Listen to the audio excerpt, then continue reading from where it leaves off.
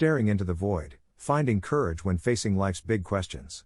There are moments in life, perhaps triggered by a significant event, a loss, a milestone, or sometimes arising spontaneously in the quiet solitude of thought, when the curtain of everyday concerns momentarily drops. In these moments, we find ourselves peering into something vast, dark, and unsettlingly silent. It's been called the void, the abyss, the darkness.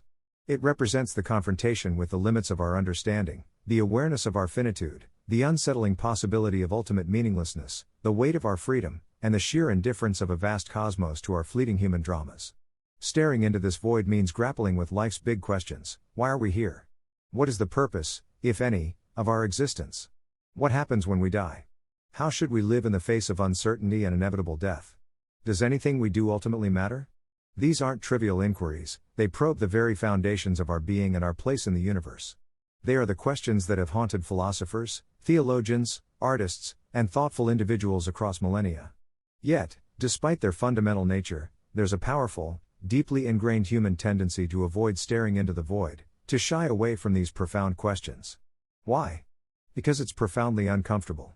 The void doesn't offer easy answers or comforting reassurances. It reflects back our deepest fears: fear of death, fear of meaninglessness, fear of isolation, fear of freedom and its attendant responsibility, fear of the unknown. Our minds crave certainty, order, and simple narratives, none of which the void readily provides. Modern life, with its relentless pace, endless distractions, and focus on practicalities, further encourages this avoidance. We fill our time with work, entertainment, social media, and endless tasks, creating a buffer of noise and activity that keeps the unsettling silence of the void at bay. Society often rewards conformity and discourages deep questioning that might disrupt the status quo. It's easier, safer, more comfortable to keep our gaze fixed on the immediate, the tangible, the manageable. The nature of the confrontation. What does staring mean? So, what does it truly mean to stare into the void? It's not necessarily about finding definitive, universally accepted answers to the big questions. Such answers may well be beyond human grasp. Rather, it's about the willingness to confront the questions themselves. It involves honesty, a radical honesty with oneself about the limits of knowledge, the reality of mortality, and the potential lack of inherent cosmic purpose. It means acknowledging uncomfortable truths rather than clinging to comforting illusions. Questioning, actively engaging with the big questions, turning them over in one's mind, exploring different perspectives, philosophical, spiritual, scientific, artistic, without demanding premature closure or easy solutions. Sitting with uncertainty, developing the capacity to tolerate ambiguity, doubt, and the absence of definitive answers. It's about resting in the mystery rather than frantically seeking escape through dogma or distraction. Facing fear, acknowledging the fear and anxiety that arise when confronting these existential realities, without letting that fear dictate one's life or choices. Introspection, turning inward to examine one's own beliefs, values, assumptions, and experiences in light of these fundamental questions. Staring into the void isn't a one-time event, nor is it about wallowing in despair. It's an ongoing process, a stance of intellectual and emotional openness towards the deepest, most challenging aspects of the human condition. It's choosing awareness over avoidance, even when awareness is painful. The indispensable ingredient: courage. This act of staring into the void, of honestly grappling with life's ultimate questions, requires one indispensable quality: courage. Not necessarily the physical courage of a soldier or firefighter, but a profound existential courage. What does this courage entail? It's not fearlessness. Existential courage is not the absence of fear or anxiety. The void is unsettling, the questions are daunting. Courage lies in the willingness to face that fear, to acknowledge the anxiety, and to proceed anyway. It's feeling the tremor of groundlessness beneath your feet and choosing not to immediately run for illusory solid ground. Courage to question. It takes courage to question deeply held beliefs, societal norms, or comforting narratives, especially when doing so might lead to uncertainty or conflict with one's community or upbringing. Courage to doubt. In a world that often prizes certainty, it takes courage to embrace doubt, to admit I don't know, and to resist the temptation of easy, unexamined answers.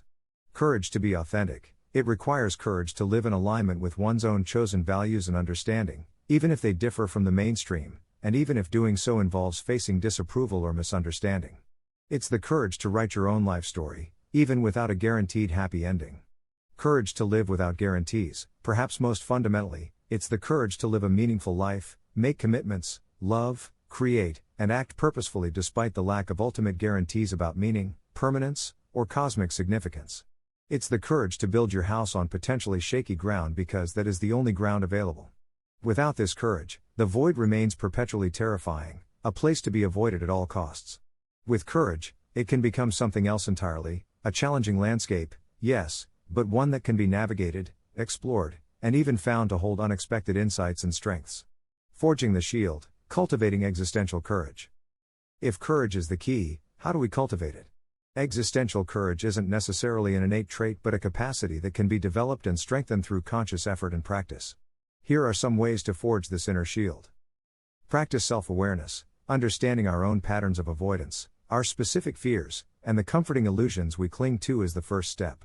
Mindfulness practices, journaling, therapy, or simply quiet reflection can help us become more aware of our inner landscape and our relationship with existential anxieties. Embrace acceptance. This involves accepting the fundamental uncertainties of life and the limits of human knowledge. It also means accepting uncomfortable feelings like anxiety, dread, or doubt as natural parts of the human experience, rather than signals that something is wrong with us. Acceptance doesn't mean resignation, it means acknowledging reality so we can engage with it more effectively. Clarify and commit to values. When external sources of meaning and validation feel shaky, having a strong internal compass based on consciously chosen values becomes crucial. What truly matters to you? Integrity? Compassion? Growth? Creativity? Justice? Clarifying these values and committing to living by them provides direction and motivation, offering a reason to act courageously even in the face of uncertainty. Living by values becomes a form of meaning creation. Cultivate authentic connection. While the void can highlight our ultimate separateness, genuine connection with others provides vital support. Sharing our existential concerns and vulnerabilities with trusted friends, partners, or communities can reduce feelings of isolation and remind us that we are not alone in grappling with these questions. Witnessing others' courage can inspire our own. Connection provides ballast. Engage in meaningful action. Passivity can amplify feelings of helplessness when facing the void. Actively engaging in projects, work, relationships, or causes that feel personally meaningful provides a sense of purpose and agency. It's about choosing to live meaningfully, to act as if life has purpose, the purpose you give it, even without cosmic proof. Action anchors us in the world. Shift perspective, cultivating perspectives like gratitude for the present moment, awe at the mystery of existence, even in its indifference, or appreciation for the simple fact of being alive can counterbalance the potential despair of the void. Finding beauty and wonder in the everyday strengthens our resilience. Seek wisdom and inspiration. We are not the first to stare into the void. Philosophy, literature, art, spirituality, and the stories of individuals who have lived through profound challenges offer rich sources of wisdom, perspective, and inspiration. Learning how others have navigated these questions can provide tools and encouragement for our own journey. Cultivating courage is an ongoing practice, not a one-time achievement. It involves repeatedly choosing awareness over avoidance, honesty over illusion, and engagement over withdrawal. Gazing back, potential rewards of facing the void. While the process of staring into the void is demanding and requires significant courage, it is not without its potential rewards.